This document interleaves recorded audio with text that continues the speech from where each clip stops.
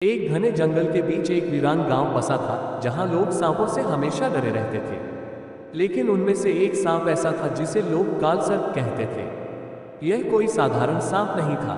लोग कहते थे कि यह सांप न केवल लंबा और शक्तिशाली था बल्कि इसमें अलौकिक ताकत भी थी। जहां ये जाता वहां तबाही मच जाती। गांव में पहली घटना।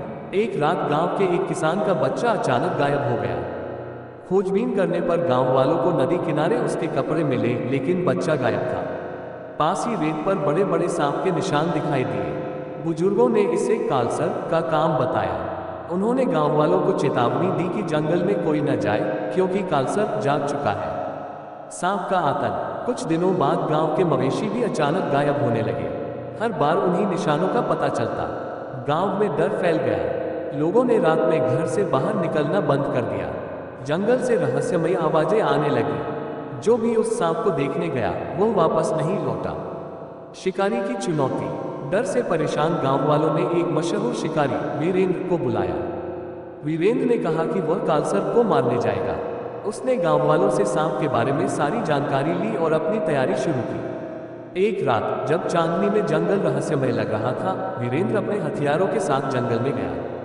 कुछ दूर चलने के बाद उसने सांप की फुफकार सुनी। अचानक एक विशाल साया उसके सामने आया। कालसर्प की आंखें जलते अंगारों जैसी चमक रही थी। उसकी फुफकार इतनी भयानक थी कि वीरेंद्र के शरीर में सिहरन दौड़ गई। आमना सामना। वीरेंद्र ने अपनी मशाल उठाई और सांप पर हमला किया, लेकिन कालसर्प ने अपनी पूंछ से उसे हवा में उछाल दिया। वीरेंद्र ने हार नहीं मानी। उसने अपनी तलवार से सांप पर वार किया, लेकिन सांप इतना बड़ा और शक्तिशाली था कि वह बच गया। गांव वालों का कहना है कि उस रात वीरेंद्र का कोई निशान नहीं मिला।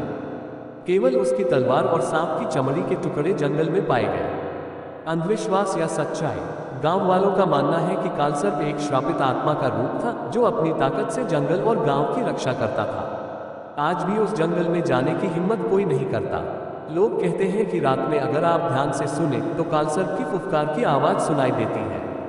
ये कहानी गांव वालों के लिए एक चेतावनी बन गई। प्रकृति और उसकी ताकतों के साथ खिलवाड़ नहीं करना चाहिए।